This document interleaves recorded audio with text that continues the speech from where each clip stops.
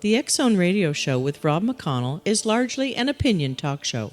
All opinions, comments, or statements of fact expressed by Rob McConnell's guests are strictly their own and are not to be construed as those of the X Zone Radio Show or endorsed in any manner by Rob McConnell, Relmar McConnell Media Company, the X Zone Broadcast Network, its affiliated networks, stations, employees, or advertisers.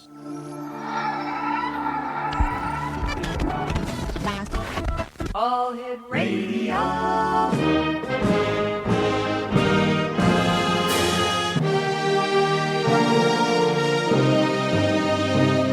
Welcome to the X Zone, a place where fact is fiction and fiction is reality. Now, here's your host, Rob McConnell.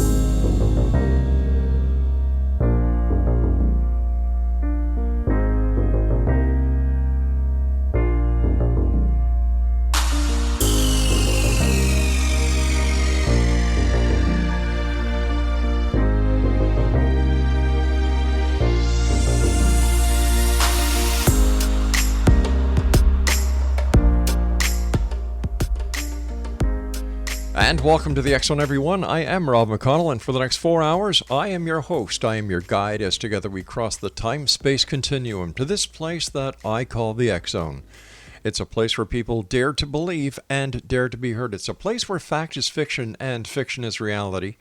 And the X Zone comes to you Monday through Friday from 10 p.m. Eastern until 2 a.m. Eastern, right here on the X Zone Broadcast Network, Talkstar Radio Network, Mutual Broadcast Network, Simul Radio, Simul TV, and iHeartRadio. If you'd like to send me an email, xzone@xzoneradiotv.com, on all social media sites, X Zone Radio TV. And for all the radio programming that we have available for you 24/7, 365 on the X Zone Broadcast Network, visit www.xzbn.net. X Zone Nation, my first guest tonight is Garnet Schulhauser. He is a retired lawyer who lives near Victoria on Vancouver Island with his wife, Kathy. After practicing corporate law for over 30 years in Calgary, Alberta, with 2 blue-chip law firms, he retired in 2008, and his first book, Dancing on a Stamp, was published in 2012. Since the release of his first book, Garnet has been active with book signing tours and speaking engagements, and has been interviewed on over 120 radio talk shows broadcast from studios in the U.S., Canada, the United Kingdom, Ireland, and Australia. In Dancing on a Stamp, Garnet recounts how his life changed dramatically one day when he was confronted on the street by a homeless man named Albert, who was actually a wise spirit in disguise. This seemingly chance encounter launched a provocative dialogue with Albert, who disclosed startling new revelations about our true nature as eternal souls. The cycle of Garnet's second book, Dancing Forever with Spirit, describes his next encounter with Albert, who guided him on a series of astral adventures to visit Spirit Side, the Akashic Records, distant planets with fascinating life forms, and a human civilization that made the shift to the New Earth. His third book, Dancing on Heavenly Bliss, continues the saga of his astral trips with Albert, who took him to meet Gaia, the consciousness of Mother Earth, 2 of the Earth's mythological creatures, a Sasquatch and an Irish fairy, a human civilization on another planet that is ruled by women, and many fascinating souls on the spirit side who regaled him with tales of their lives on Earth, including Moses, Jesus, and his mother Mary, Lucifer, and the goddess Athena. Garnet describes his most recent astral travels in his fourth book, Dance of Eternal Rapture, including encounters with Muhammad, Buddha, Mary Magdalene, and Jesus, another conversation with Gaia, and a journey to Earth in a parallel universe where there is much less violence and strife due to a couple of quirks in the history of the planet. Joining me now is Garnet Schulhauser. And Garnet, welcome to the X Zone. Thank you, Rob, and thank you for inviting me. Oh, it's my great pleasure. Thank you for joining us, and it's always nice to talk to a fellow Canadian. For sure it is, yes. And I loved your intro with the anthem being played. That's great. Hey, I'm a proud Canadian, my friend. Your first book, Dancing on a Stamp, describes your first encounter with your spirit guide, Albert. How did you first meet Albert, and how would you describe him to our audience? Well, it was back in 2007, and I was still practicing law in Calgary. Mm-hmm. and I went for a stroll down the street one sunny afternoon in May, when suddenly, out of nowhere, a homeless man jumped in front of me. And he looked like a typical homeless man. He had long, stringy hair and a scraggly beard and dirty, slept-in clothes. But he differed in one major aspect, and that's the reason I didn't sort of go around him and keep on walking, because he had these amazing, dazzling blue eyes. And his gaze seemed to be penetrating deep within me, right down to the depths of my soul. And I felt that he knew everything about me, even though we'd never met before. But I didn't feel violated, because at the same time, his gaze was sending me this wave, this gush of pure, unconditional love that was infusing my whole body with an amazing sense of peace and security and well-being. So I was like a deer caught in the headlights. I just stood there basking in the glow from this man until he broke the spell by saying to me, "Why are you here?" Then he promptly disappeared into a nearby store. But when I finally collected my wits, I went into the store to try to find him. There was only one entrance and exit, and he wasn't anywhere in the store. I couldn't see him anywhere, and I hadn't seen him come out. I went back out on the street, and I walked up and down for several blocks trying to spot him, but he had basically disappeared into thin air. Wow. So that night I resolved that I was going to go back the next day to try to find this man. I was really curious about who he was, why he had stopped me. So the next day I went back, very same time, very same street, walked up and down for 10 or 15 minutes. I was about to lose hope when I spotted him sitting all alone on a bench. So I walked up to him and I said, "Who are you, and why did you stop me the other day?" And he said, "I'm a soul just like you. I'm here to answer your questions and help you on your journey." But then my skeptical lawyer brain kicked in, and you can never get rid of a lawyer brain once you have it. That kicked in, and I said to him, "Why do you think you can help me when you can't even help yourself? Because it looks like you've been sleeping on the street for weeks and you smell like a dead fish." Well, he just gave me a big smile, and he said, "Looks can be deceiving, because you look like you're a very successful corporate lawyer with everything under control, but we both know that's just a facade." He said, "If you want to, turn around and go back to your office and see if you can find all the answers you've been seeking all these years in all those emails waiting for you on your computer, or you can sit down and have a chat with me." So luckily my intuition was screaming at me that I need to sit down and talk to this guy. And I did. And I found out very soon his name was Albert. He was actually one of my spirit guides in disguise. And he told me early on that I was the only one who could see him in physical form. I could see him and I could touch him. He was solid. But to anyone else, he wasn't even there. So if they'd been walking by the bench that day, they would have seen me sitting on a bench all by myself, talking to myself, because they couldn't see him. Anyway, he basically answered all sort of the big questions, the eternal questions of life that I'd been asking over the last 10 or 20 years. Things like, who am I? Why am I here? What's my life purpose? And what happens to me when I die? And he answered all those questions and many others that popped up during the course of our dialogue. And then he told me sort of partway through that he wasn't here just to satisfy my curiosity. He wanted me to write a book about his revelations so they'd be available to everyone. So that led to my first book, Dancing on a Stamp. As a corporate lawyer who deals in logic, who asks a lot of questions, after your first meeting with him and his revealing who he was to you, how did you justify that in your mind? And had you had a spiritual consciousness prior to meeting Albert? No, I didn't have any spiritual consciousness. I wasn't even aware that I had spirit guides. I was very much of a straight-laced, buttoned-down, stuffed shirt corporate lawyer who didn't ever talk about religion or spirituality or anything else. I was just very much logic and rationality. Right. So this was a total change for me. I was a bit skeptical at first, but all it took was about 5 minutes of talking to this man who just exuded wisdom and confidence and love that really convinced me that he was the real McCoy. He was the real thing, and that I should just go along with him. And of course, I knew this would be a big about face for me in terms of my law partners and clients. They would find it very strange if I sort of revealed this. So I kept it to myself for quite a while. Didn't even tell my wife until I was starting to write my book. And then I revealed that I was writing a book about my conversation with my spirit guide, and she was okay with that.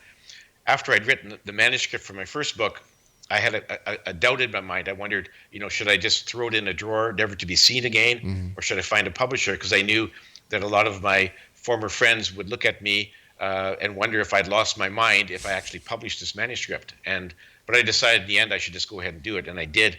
I have no regrets about that. I've lost some old friends, but I've gained many more new friends, so it's been a very positive experience. Fascinating. Did you ever find out why Albert decided to show himself to you and discuss with you how your life was going to change? Yeah, he told me that it had all been planned between he and I before I incarnated. So when I was on the spirit side planning this incarnation, one of the aspects was that Albert said, "Look, we're going to have a meeting. We're going to try to make a meeting. Hopefully, you will sort of, when I appear in front of you, hopefully you won't just go around me and ignore me. Hopefully, you actually listen to me. That's not guaranteed, but that was the plan." And the reason he chose me was because I'd had some previous incarnations where I had experience as a writer, as an author. So they thought it might fit well for me. And so, of course, when we're born, we don't remember our pre-birth planning. And so I didn't remember that we had planned this with Albert. He did, of course. And so it all turned out okay. And it's luckily for me, I didn't walk away from him that day, that I actually sought him out and had a conversation with him. All right, stand by, please, Garnet. You and I have to take our break. Interesting story. Garnet Schulhauser is my very special guest this hour, Exonation. His website is garnetschulhauser.com, and that's www.garnetschulhauser.com. And we'll be back on the other side of this commercial break as we continue here in the X Zone from our broadcast center and studios in Hamilton, Ontario, Canada. Don't go away.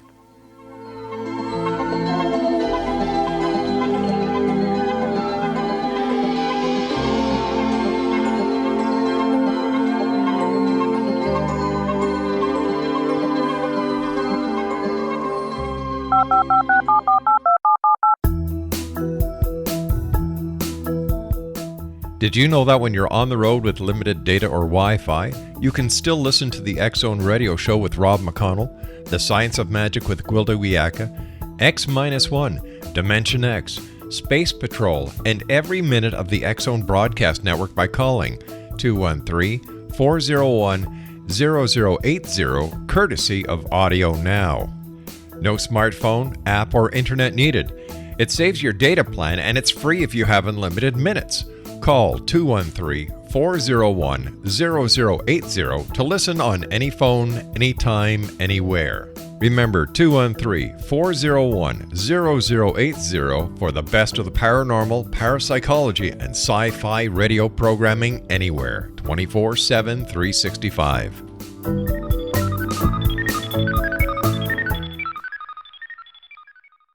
You have heard of the X Zone? Now watch it on Simul TV. Plus 500 video games, live TV channels, free video on demand, worldwide, and more. Does this sound like tomorrow's television? Well, it is, but you can have it today, right now. It is Simul TV. Simul TV offers what the others only wish they could provide. 15 exclusive channels like X-Zone, Sci-Fi, and Horror. We are worldwide. No other provider offers that. 500 built-in video games. No need to have an extra expensive system. We have them included. Free video on demand. Live streaming events from around the world. Interactive online network, and much more. Tomorrow's TV today. Simul TV. Sound too good to be true? Well, it's not. You can have Simul TV today. Sign up at simultv.com. Do it today.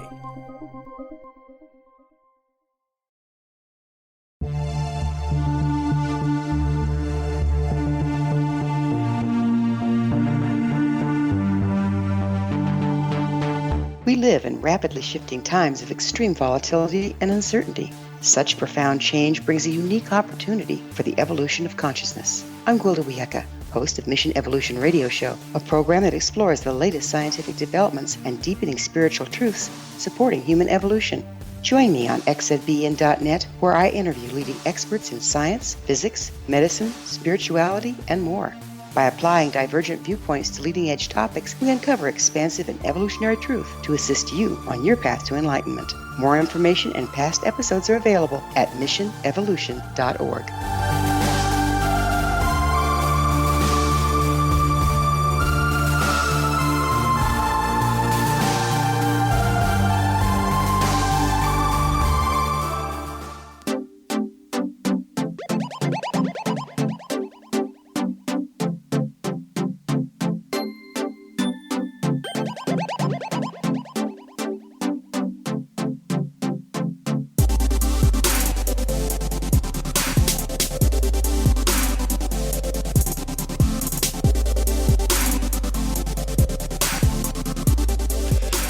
And welcome back, everyone. My guest this hour is Garnet Schulhauser. He is the author of Dancing on a Stamp, Dancing Forever with Spirit, Dance of Heavenly Bliss, Dance of Eternal Rapture. And his website is www.garnetschulhauser.com. What did Albert reveal to you, Garnet, about the afterlife and the cycle of reincarnation? Well, he said that we're all eternal souls, and we came from a place that he called the spirit side, which is really our true home, where we're really beings of energy. There's nothing physical about us there. And we choose to come to Earth. We choose to incarnate so we can learn lessons, face challenges, and so that we can grow and evolve as souls. So we come here by our own choice. Nobody makes us come here. Before we come, we choose the major features of the lives we're about to live in our new incarnation. Things like the place we're going to be born, the identity of our parents and siblings, friends, the first language we'd learn, first place of our we go to school in. So all those things are sort of set when we're born.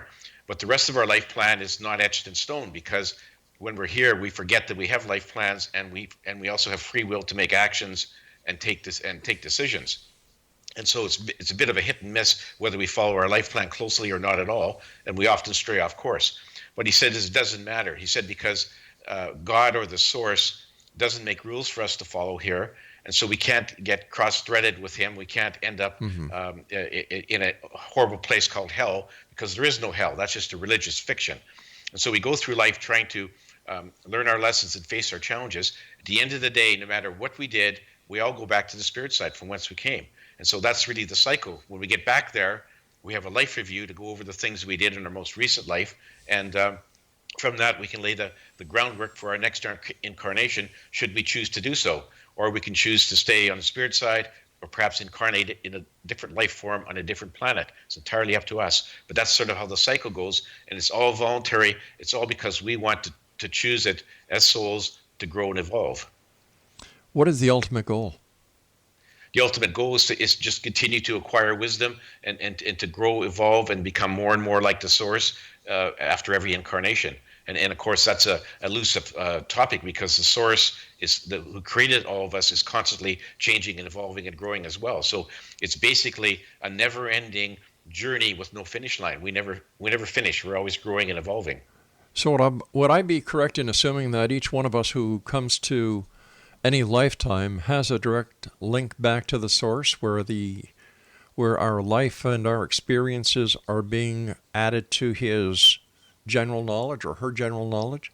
Yes, we're all intimately connected to the source, even though we don't remember it or don't acknowledge it, and we're also connected to each other. And so every time the source experiences everything we experience, and that adds to the source's knowledge and wisdom and involvement, because they experience everything all the souls experience. And so that's sort of how the system works. And as I say, it's never ending. Yeah. There's no finish line. We just keep on growing and evolving, and we do so through all of our incarnations, whether it's on planet Earth or on some other planet. Your second book, Dancing Forever with Spirit, describes a series of astral adventures that you took with Albert. Can you share some of them with us, and how did this come about? Well, after I'd finished the dialogue with Albert, which led to my first book, he disappeared out of my life for a while. Then suddenly he reappeared again in a very different fashion. I woke up suddenly one night in my bed, and I noticed this ghost-like ethereal figure standing in the doorway of my bedroom. And when it got closer to me, I could see it was my old friend Albert, except now he was in astral form. And he said, "I've come to take you on a series of astral trips because I want to take you to the spirit side. I want to take you to other places in the universe, other places on Earth that you need to see, because I want you to write about what you see and hear in your next book." So then he literally grabbed my astral hand, pulled my astral body out of my physical body. I turned around and looked, and my physical body was still sound asleep in bed. And he said, "Follow me." And he basically led me up through the ceiling, up through the clouds, up to a high point above our very beautiful planet. And he let me look down at this beautiful planet we call Earth, which is our home, before he took me through a shimmering doorway to the spirit side. We ended up in a very beautiful meadow, incredibly beautiful, like more beautiful than anything you'd ever see on Earth. And eventually he led me to a group of souls that seemed to be waiting for me.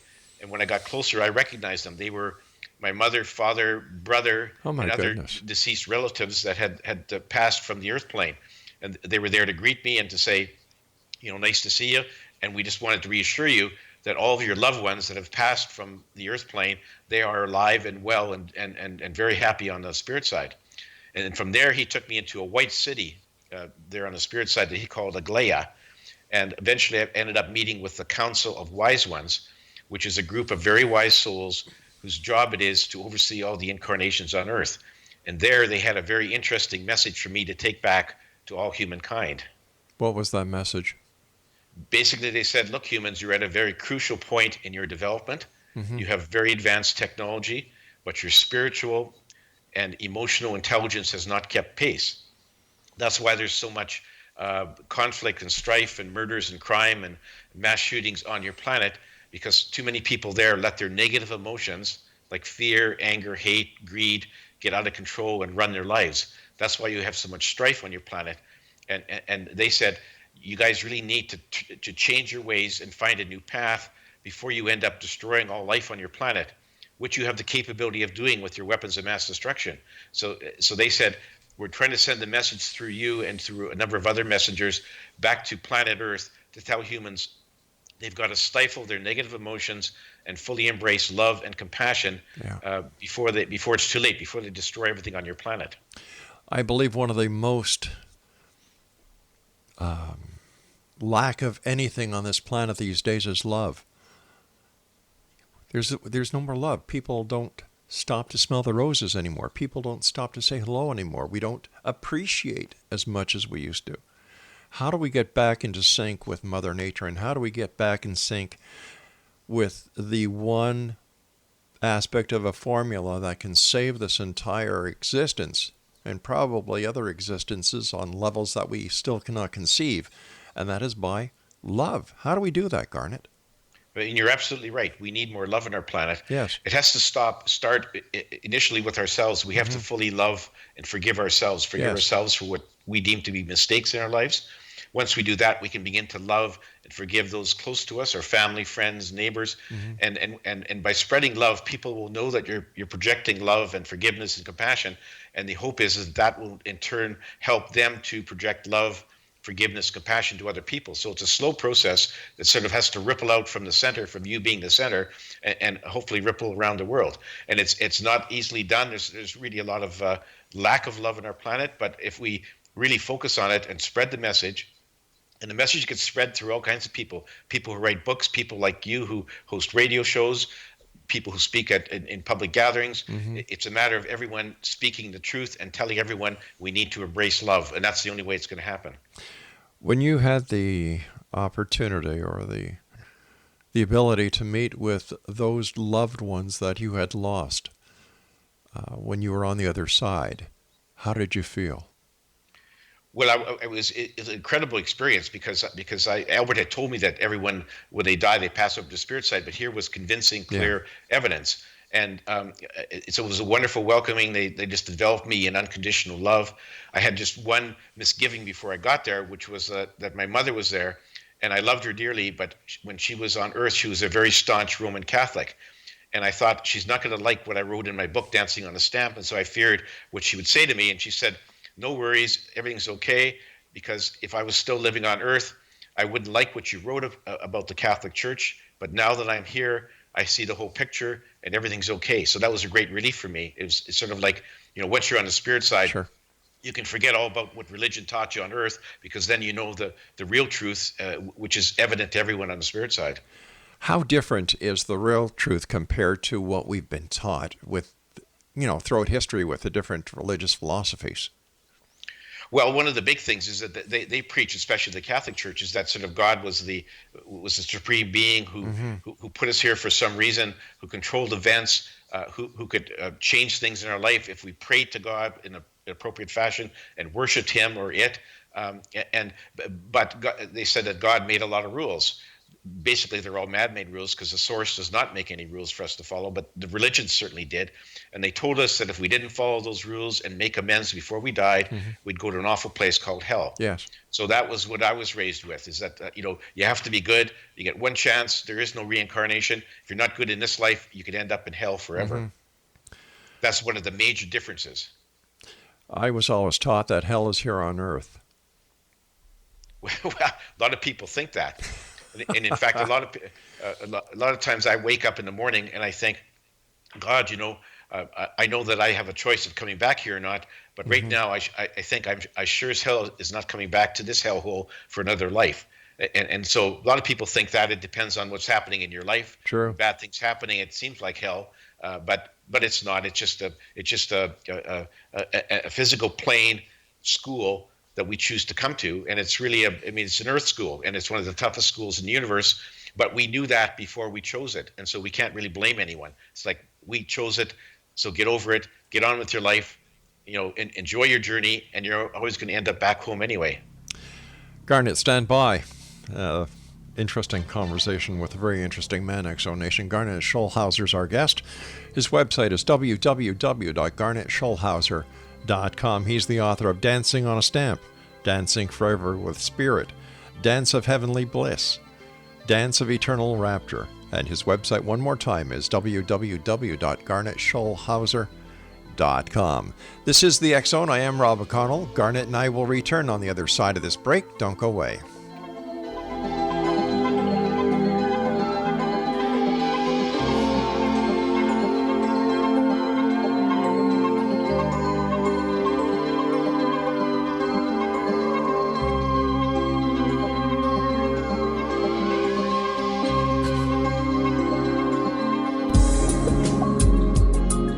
Broadcast studios in Hamilton, Ontario, Canada, to the world and beyond. You're watching the X Zone Broadcast Network, www.xzbn.net.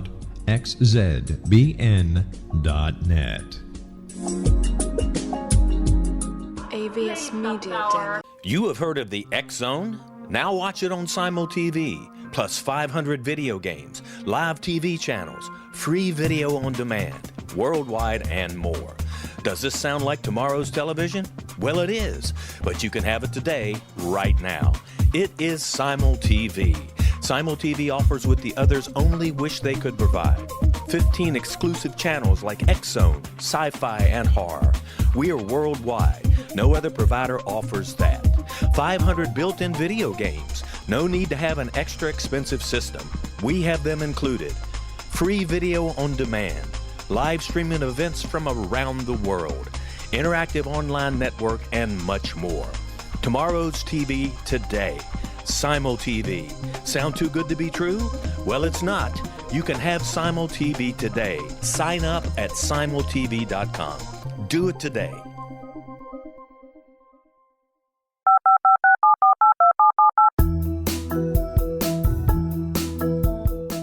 Did you know that when you're on the road with limited data or Wi-Fi, you can still listen to the X Zone Radio Show with Rob McConnell, The Science of Magic with Gwilda Wiyaka, X-1, Dimension X, Space Patrol, and every minute of the X Zone Broadcast Network by calling 213-401-0080, courtesy of Audio Now. No smartphone, app, or internet needed. It saves your data plan, and it's free if you have unlimited minutes. Call 213-401-0080 to listen on any phone, anytime, anywhere. Remember 213-401-0080 for the best of the paranormal, parapsychology, and sci-fi radio programming anywhere, 24/7, 365.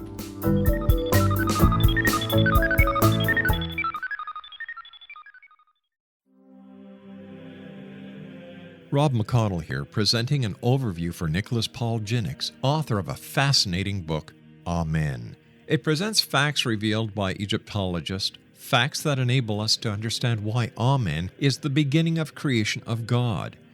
It provides recommendations for religious leaders of the major religions to unify their beliefs and teach the Word of God. Love one another. Amen informs people how mankind conceived God. It was the Egyptians that developed the concepts of a soul, a hereafter, and Son of God. And finally, after the worship of many gods, they conceived the belief in one universal God, the maker of all there is.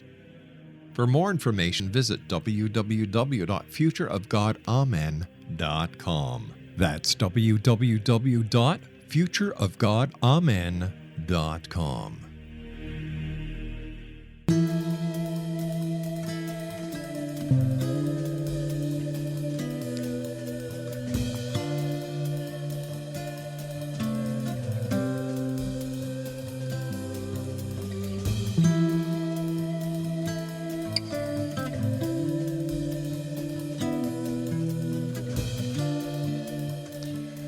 Exonation, before we get back to our guest this hour, Garnet Schulhauser, don't forget the X-Chronicles newspaper.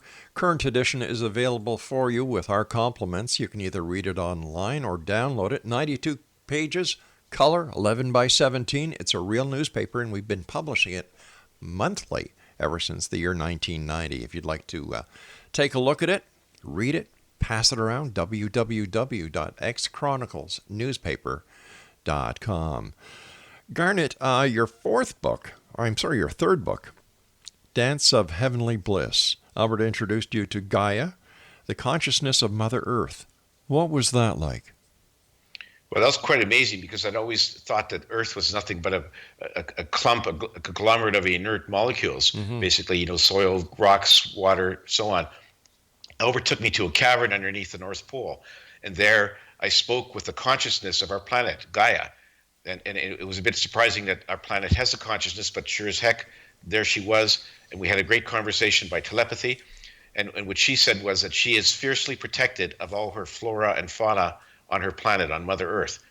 And she was quite dismayed at the way humans had become so abusive to other creatures on her planet and to her environment with our pollution. And she didn't know why we did this, because she wanted all of us, including humans, to live in peace and harmony with Mother Nature. But we were really sort of like an invasive weed that had sort of spread throughout the garden, choking out all other life. And we continued to do that, especially since the Industrial Revolution, where the amount of pollution that we can inflict on our poor Mother Earth has increased exponentially. And she said, look at humans, you really have to change our ways. I mean, all of her other animals know that they have to love and respect Mother Earth, and they don't abuse our planet. Only humans do, and we need to stop our pollution, stop polluting her waters, her atmosphere, her soil, and we have to do so in a hurry, because otherwise it's going to end badly for us. And she said that she actually has the power to fight back, that she has the ability to increase the number and intensity of natural disasters on our planet, like hurricanes, tornadoes, floods, earthquakes, wildfires, and the like. And she has been notching that up in the last while as a wake-up call to humans. It's basically a warning shot across our bow that if we don't change our ways, things could go very badly for us. And she really hopes that we will get the lesson, wake up, and really be really serious about curtailing our pollution. Now, she said we've made a lot of progress in the last number of years, but we still have a long ways to go. And so that was her message. Like, look, humans, it could get worse and worse for you. I mean, people call it climate change. I now realize it's really Gaia pulling some strings, trying to get us to wake up and realize that all these severe weather patterns and changes to climate are caused because of our pollution, and we need to stop it. You said that you were beneath the North Pole and you were conversing telepathically. What kind of feeling did you get when communicating with Gaia? Well, I got the feeling that she was a very sort of wise, caring, loving spirit who really wanted to protect everything on Mother Earth, on our planet, and she really wanted everyone to live in peace and harmony without abusing one another. And so she was, an amazing soul, an amazing person to speak to, and she was really very compassionate about trying to ensure that her planet would be a pristine wilderness for all of her creatures, including humans, to live in peace and harmony. The astral travels that you took, were they always at night? Yes. What would happen is that Albert would show up in my bedroom at night. He would never tell me when he was coming, wouldn't give me any warning. He would just suddenly show up, and then he'd say, come on, let's go. And he would never tell me where we're going. So I had no idea, but I always knew there'd be some sort of an amazing adventure every time he took me on these astral trips, and for sure they were. What would happen if let's say your wife woke up in the middle of the night? Would she know that you were not in your body? No, it would appear to her that I was just sleeping. And if something happened, like if some emergency or whatever, and then she tried to wake me up, I would have immediately been zapped back into my body so that I would be there for to wake up and for the event. When you're traveling with Albert, how do you feel anything? Do you smell anything? Do you hear anything? I don't feel anything and I don't smell anything, but I hear telepathically. So when I've talked to other people, say on the spirit side, or I've talked to a number of creatures on our planet, different life forms on other planets, it's always telepathically, which to me is like a conversation in my head. But basically, I'm sort of non-physical, so I can't feel, hear, or see anything in a normal sense. But I can certainly see in my astral form, and I can hear what they're saying telepathically. What was your life like prior to meeting Albert? I was very much of a typical corporate lawyer. I wasn't into spirituality. I had given up on my Catholic religion a long time before, but I was really in sort of a no man's land. I wanted the answers to all the big questions in life, and I was constantly searching for them. And all of a sudden, out of the blue, this homeless man comes and jumps in front of me and provides me all the answers I've been searching for. And so what happened then was, from being a straight-laced corporate lawyer, I went on a new path. And a year after I met Albert, I retired from the law. It just didn't seem relevant anymore. And I began the next part of my path, which was writing books and traveling with Albert and getting his message out to everyone in the world. And so an amazing sort of a fork in the road, but it's been a great journey since practicing law. And I'm actually much happier and more fulfilled now than I was before. Is there hope for this planet of ours? Is there hope for humanity? I've asked Albert that many times. He says, yes, there is. He wants to say for sure whether or not, I don't know whether he can peer into our future, but he wouldn't say in any event what would happen. But he was confident that we would get past this rough patch in the road that we're going through with a lot of combined effort from people who are enlightened, and that we'd get over this. But he said it's not a done deal. We all have to work hard at it. I understand that you were also taken to the Akashic Records. What was that like? Well, the Akashic Records, as you know, Rob, contain the records of every life that has ever been lived anywhere in the universe. And so I was taken there to see a few different things. At one point, he actually showed me some glimpses of some of my previous lives, which was really quite interesting. And it's really quite amazing, because it's like you're watching a 3D movie, and you can actually sort of watch it, slow motion, fast forward. You can stop it. You can actually jump back into your body if it's one of your lives and sort of relive what's going on. Oh, wow. And the other interesting thing is that if you're looking at one of your past lives, you can actually see or hear the thoughts and feel the emotions of the people that you interact with. So that if you said something mean to someone one day to a coworker, when you're reviewing that part of your life, you will feel their hurt and their wonderment as to why you were mean to them, and you'll actually feel that, hear their thoughts. So it's an amazing way of looking at it, and so it's just and you can look at anyone's life. You can look at whoever you're curious about. You can look at all at the life of Henry VIII or whatever you want, and it's really quite an amazing thing. I could have stayed there forever, literally. But Albert pulled me away to say, no, I mean, you can come back here sometime later. We have other business to attend to. Speaking about staying there, when you would leave your body and you would have these astral travels with Albert, how long would they last?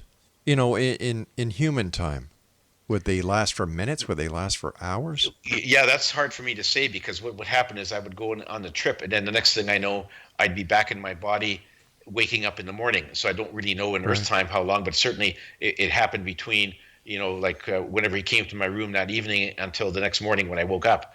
And, a lot of people say, how do you know you weren't just dreaming this? And I say, well, because most of the dreams I've had disappear quickly, like within a couple of hours of waking up. The memories of these trips were very clear and vivid for weeks afterwards. And so that's why they're different. And as soon as I would, within a day or two of having a trip, I would go to my computer, write down notes of my recollections of what happened, and that's what I used as the basis for my books.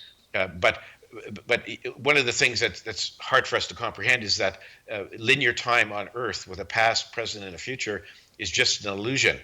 On the spirit side, there is no past or no future. There's only one big now, and everything all happens together. And that's really hard to wrap your mind around, but that's really that's what happens. So in terms of the spirit side, my astral trips would be less than a blink of an eye. In Earth terms, it might be a few hours. How many astral trips do you think you've taken with Albert? Boy, I haven't even added it up. Wow. Would be several dozen anyway. When's the last time you saw Albert? Last time I saw Albert was last November, I think it was. And we occasionally have an interchange of communication, but he hasn't taken me on an astral trip for a while. What happened was after I finished the manuscript for my fourth book, I said to him, should I write book 5 or what do you want me to do? And he says, put book 5 on hold for now. I'll get back to you when the time is right. And in the meantime, you should take what's known as a QHHT course, which is Quantum Healing Hypnosis Technique course that was developed by Dolores Cannon, who is actually the founder of my publishing company. So I took that. I'm busy doing that now. I'm just waiting for Albert to tap me on the shoulder to say, okay, buddy, let's get writing book 5. The next time you speak to Dolores, give her my best. I've had her on the show a few times. Great. Oh, great. That's super. Stand by, Garnet. You and I have to take our final break for this hour. X-Zone Nation, Garnet Schulhauser is our special guest, www.garnetschulhauser.com. And Garnet and I will return as we wrap up this hour here in the X-Zone from our broadcast center and studios in beautiful Hamilton, Ontario, Canada. My name is Rob McConnell. Don't go away.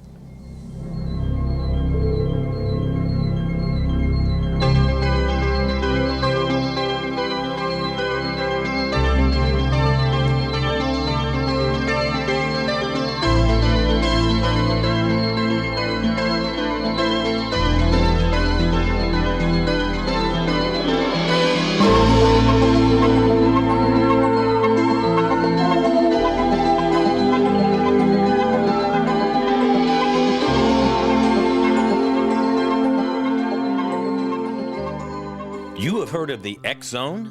Now watch it on SimulTV, plus 500 video games, live TV channels, free video on demand, worldwide, and more. Does this sound like tomorrow's television? Well, it is, but you can have it today, right now. It is SimulTV. SimulTV offers what the others only wish they could provide. 15 exclusive channels like X-Zone, sci-fi, and horror. We are worldwide. No other provider offers that. 500 built-in video games. No need to have an extra expensive system. We have them included. Free video on demand. Live streaming events from around the world. Interactive online network, and much more. Tomorrow's TV today. SimulTV. Sound too good to be true? Well, it's not. You can have SimulTV today. Sign up at simultv.com. Do it today. The new nonfiction book, Razor of Madness, is similar to cult movies like Clockwork Orange, Dragon's Tattoo, or The Other Side of Hell. Wayne Morin Jr. and Thomas Lee Howe will expose widespread and systematic deficiencies in this thought-provoking tell-all novel. Mind control rages among scholars in law schools. Human rights are ignored while thought reform and mental manipulation are accepted practices used as behavior modification. Dr. Louis Jolyon West comes to mind. Media and public scrutiny shows that United States mental hospitals are in fact destructive murder industries. Razor of Madness expose novel details this epidemic through an in-depth professional and personal investigation. For decades, there has been a revolving door policy that still releases killers and pedophiles back into society. The maestro of mind control continues to haunt America to this very day. Razor of Madness is available in paperback or as a downloadable ebook at Amazon.com.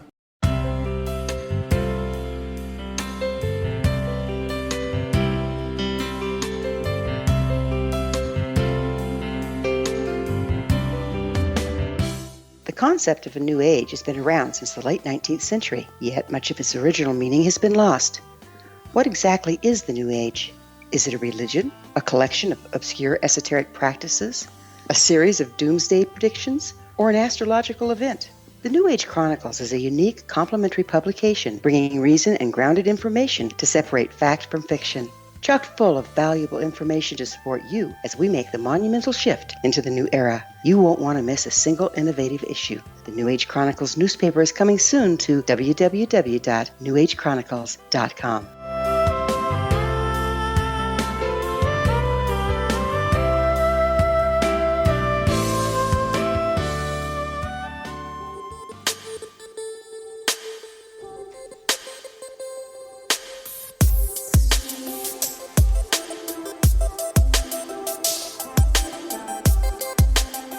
Welcome back, everyone. Garnet Schulhauser is our special guest this hour. www.garnetschulhauser.com. First of all, Garnet, thank you so much for joining us tonight here in the X Zone. A great pleasure talking to you, and I wish you much continued success. And I'll be anxious to read the next book that you write with the assistance of our friend Albert. Exonation, Garnet is the author of 4 very interesting books: Dancing on a Stamp, Dancing Forever with Spirit, Dance of Heavenly Bliss, and Dance of Eternal Rapture. I understand that in one of your astral travels, you met Bigfoot and an Irish fairy. Yes. That was just shortly after I first had a contact with Gaia. And I said to Albert, I'm very surprised that you showed me this. I hadn't expected it. Mm-hmm. Do you have any other surprises up your sleeve about what happens on our planet? And he says, oh, sure. So first stop was to the Pacific Northwest, where I had an encounter with a Sasquatch. And that was quite interesting. And she was like about 9 feet tall with her fur-covered body. Her name was Xana. And we communicated by telepathy. And she said, that her race has been living concurrently on planet Earth with humans for eons. They don't want open contact with humans because they think we're brutal and aggressive and savage. And they're afraid that if they have contact, that they'll be shot, or we'll put them in a cage or parade them in a circus parade or something like that. And so they clearly do want to avoid us. But they're very peace-loving. They communicate with each other by telepathy. And they're very adept at escaping human detection because they have what she called sort of an animal sort of radar in which they can detect other animals, and particularly humans, from miles away. So they can see us coming, and they can just go and they hide. They live underground, where they're quite happy, but they would really like to be able to live above ground, alongside humans, whenever humans sort of find the path to spiritual enlightenment and quit being brutal and aggressive and savage. So they hope that someday they could do that. In the meantime, it was like, we're just going to avoid humans. We don't want to harm humans because we're very peace-loving, but we're just going to have to hang out underground until humans sort of make a big change in the course of their civilization. It's kind of sad that an animal or a hominid or a creature that we share this planet with has to live in fear. It certainly is sad, and I was clearly saddened by her story because she was really a very kind, loving, compassionate creature, and they had no hate about humans. They just really wanted to avoid us, and they really wanted to one day be able to live on the surface of our planet openly and without fear, for sure. Well, I think that's a wonderful thing, and that everyone listening to the show should do something positive to help, because if you're not part of the solution, you're part of the problem. And I think for way too long now, Garnet, some members of society have just been part of the problem, and they have created the multiple problems that we're seeing today. I also understand that in your book, Dance of Eternal Rapture, Albert introduced you to Muhammad, the prophet and founder of Islam. What did the Prophet Muhammad have to say to you? Very interesting, because, of course, we know what's going on our planet with the Islamic extremists. And I was sort of curious as to, where did this originate from? Are they truly sort of carrying out a religious program, or have they just run amok and gone off on their own? Muhammad said 2 things very important. He said, first of all, he was very dismayed at the way men in the Islamic religion, not all men, but some men, have been abusive towards women. They've subjected women to being basically someone who has to stay at home. They have to cover their face or their whole body. They can't, in some places, they can't go out in public without a male escort. And in some countries like Saudi Arabia, until recently, they weren't allowed to drive. And so he just was dismayed at this subjugation of women. He said in his mind, and what he taught was that men and women were all equal, and that everyone should be treated equally, and there should be no sort of first and second class citizens. And so he was dismayed at how some men of the religion used the religion as an excuse to abuse and subjugate women. So he hoped that would stop. He did not. He never preached that. That was not one of his beliefs. Second surprising thing was he said that he's always preached that Islam should be a peace-loving religion, that no one should ever use Islam as an excuse to inflict violence or murder or bombings or whatever on other people. So he's very dismayed at some of these extremists including ISIS and some of the other groups, who were abusing other people, committing terrorist acts, and doing so in the name of Islam, as though it was something that religion wanted them to do, and that they were justified by their religion in doing so. And he said, couldn't be further from the truth. And he really wished that he could be back on earth to set the record straight, to tell these guys that Islam, not in any shape or form, is about violence or abuse of other people. It was very interesting. He's a very wise, compassionate spirit. I said to him, do you wish you could go back to earth to try to fix things that have gone astray in your religion? He said, yes, he would. He's just waiting for word from the Council of Wise Ones as to whether and when he should reincarnate. But he was really dismayed at those two things. Although a lot of the other aspects about Islam he was quite proud about, to the extent that they preached love and compassion and equality for all. But they've gone off the track very badly in two aspects. You met Mary Magdalene. Yes.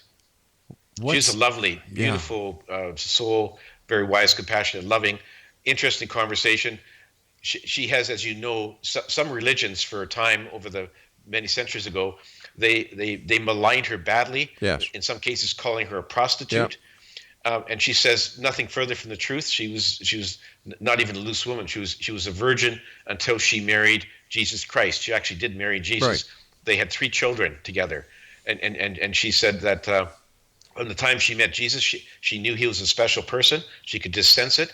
And so she got married to him early, I think maybe when she was 17, and they lived together. And the reason that none of that is in any of the Gospels was that because originally it was, and then some of the early leaders of the church after Christ decided that they wanted to paint a better picture of Jesus, and they thought that him being celibate all his life was more holy than being married with children, and so they wrote all that stuff out. She also said that, of course, Jesus was not born of a virgin. His mother consummated, they consummated and conceived Christ by the normal union between Joseph and Mary. So it wasn't a miraculous virgin birth. And Mary, in fact, had other children after Jesus. And so this fiction that Mary was a perpetual virgin is just wrong. That was written out of the early Gospels as well, because they thought that being a virgin made you holier than if you weren't. And so very interesting conversation. But you also spoke to Jesus. Yes. Yeah, and Jesus basically confirmed his marriage to Mary Magdalene, confirmed the fact that he had siblings. And he said that he knew that that some bad things might happen to him in the course of his life, because he remembered a lot of things about his life planning, which most of us can't. And because he had learned to focus his thoughts into very powerful beams of energy, he created his miracles so he could walk on water, turn water into wine. And he decided that he could see that something bad would happen. He didn't know exactly what would happen, but he thought that his crucifixion would draw attention to his life, and that maybe some good things would happen from it, that more people would follow his teachings. So, excuse me, when I asked him why he allowed himself to be crucified, because he had these powers of creating miracles, yes, he said that he let it happen so that it would make a dramatic statement to his followers. And he knew that there was likely going to be a religion based upon his teachings. He didn't know how it would play out. And to a large extent, he thought that Christianity had done a lot of good things in the world, but he was dismayed at some of the things that had happened. The fact that some of the early leaders, the popes and the cardinals, sort of went off on their own agenda and sort of downplayed his core teachings and came up with their own rules and beliefs, which really had nothing to do with what he taught when he was on the earth. And so he was dismayed at some of those things, including this fiction called Hell. And he said that has created a lot of fear, anxiety in people over the ages, because they were fearful of dying and going to hell. And he said that he wished that they hadn't done that, but it was sort of too late, out of his control. And humans do what humans do, and that's what developed. And so he had to live with it. Garnet, with all the travels and all the wonderful people that you've had the pleasure of meeting, both on this side of the veil and the other side, what can you share with the X-Zone Nation in the next minute? What are your final thoughts? What are your final words of wisdom? What Albert said to me many times, he said, look, You're here in this life on an adventure. You're incarnated by your own choice. So never think of yourself as a victim because you chose this life. And so learn to live with it, face the challenges with courage, learn from every situation, whether it be success or failure, and remember that you can never go wrong or become lost. You're always going to return to the spirit side. So he said, listen, lighten up and enjoy your adventure and don't take everything so seriously. You know, your guide, Albert, sounds a lot like a friend of mine in Montreal, Gus Ackerman, who always told me, you're here for a good time, not for a long time. Exactly. You know, Garnet, I want to thank you so much for coming on the show tonight. It's been a great pleasure talking to you. I do hope we have the pleasure of speaking to you again, and continued success. And the next time you meet or see Albert, please give him my best. We'll do so, and thank you, Rob. It's been my great pleasure. Have a good evening, sir. You too. Exonation, what a fascinating conversation. Our guest this hour has been Garnet Schulhauser, and his website is garnetschulhauser.com. That's GarnetSchulhauser.com. I'll be back on the other side of this commercial break with the news at 6.5 minutes past the top of the hour as we continue here in the X Zone with yours truly, Rob McConnell, from our broadcast center and studios in Hamilton, Ontario, Canada. Don't go away.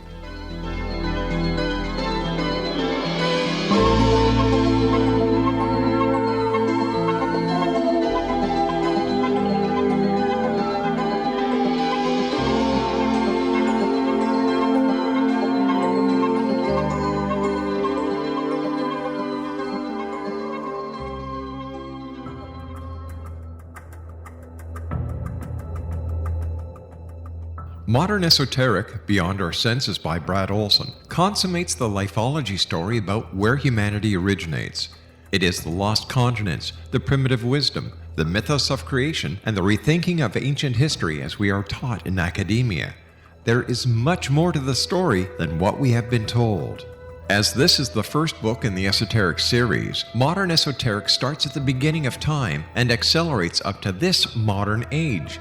Future Esoteric is book 2 in the series and takes a forward-looking position ahead of today with an open and honest examination of the ET issue and various unexplained phenomena. To discover the writings of author Brad Olson, visit www.bradolson.com. That's www.bradolson.com.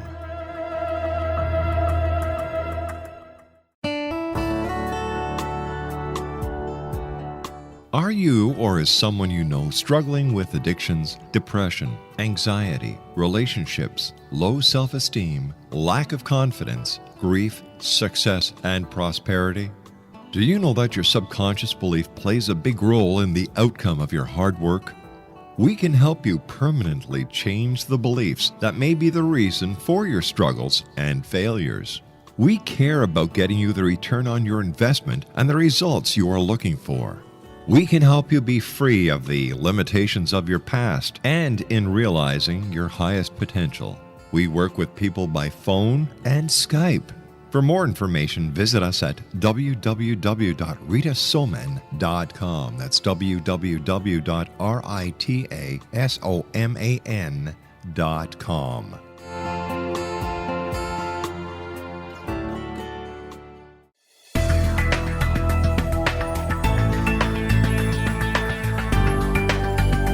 Do you think you have energy problems in your home? Do you feel better when you're away than when you're home? Joey Korn is a global leader in the world of dowsing who specializes in personal energy clearing and space clearing. He can help you create an ideal energy environment in your home no matter where you live in the world. Learn about his remote spiritual house cleaning services and much more at www.dowsers.com. You can get Joey's book, Dowsing, A Path to Enlightenment, as well as other dowsing books and tools, Kabbalah books, and Walter Russell books. Joey's work is really amazing. Go to dowsers.com right now. That's DOWSERS.com or call 1-877-DOWSING. That's 1-877-369-7464.